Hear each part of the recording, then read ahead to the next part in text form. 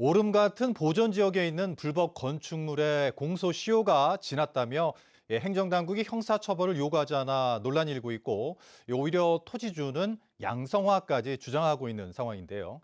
하지만 제주 MBC 취재 결과 우리나라 대법원에서 형사처벌이 가능하다고 결론을 내린 판례가 있는 것으로 확인됐습니다. 박주연 기자가 취재했습니다. 무성한 나무 숲 사이 오름 중턱에 지어진 불법 건축물. 상대 보전 지역에 허가를 받지 않고 지어졌지만 제주시는 공소시효가 지났다며 형사 고발을 하지 않았습니다. 시민사회단체는 물론 제주도의회에서도 소극적인 행정이 사실상 불법 건축물을 양성하고 있다는 비판이 이어졌습니다. 이처럼 올 들어 제주도 내에서 적발돼 이행 강제금을 부과하고 있는 불법 건축물은 170여 건.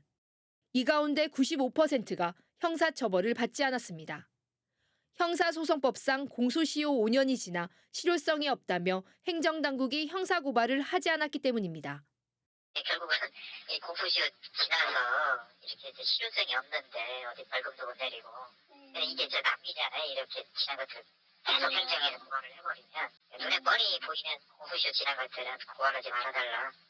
하지만 제주 MBC 취재 결과 건축법 위반에 대한 대법원 판례는 달랐습니다.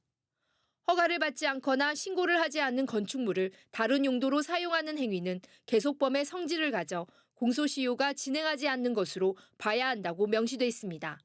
무허가 건물이 존재하고 있는 이상 위법성이 지속되고 있는 것이고 그렇다면 법률의 취지, 대법원 판례의 취지에 비추어 보았을 때 계속범으로 보아서 공소시효가 진행되지 않는다고 적극적으로 형사고발의 여부를 검토할 수 있을 것 같습니다. 특히 공소시효에 따른 수사와 기소 여부는 사법부가 판단할 사항인데도 미리 행정당국이 포기하는 행태를 보이고 있다는 지적도 나옵니다.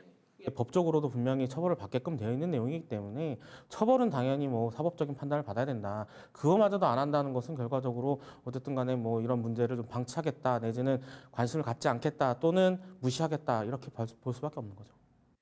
이러는 사이 불법 건축물을 지은 토지주는 양성화까지 주장하고 있는 상황. 손 놓은 행정이 보전지역 불법 건축을 오히려 부추기고 있는 건 아닌지 되짚어봐야 할 시점입니다. MBC 뉴스 박주연입니다.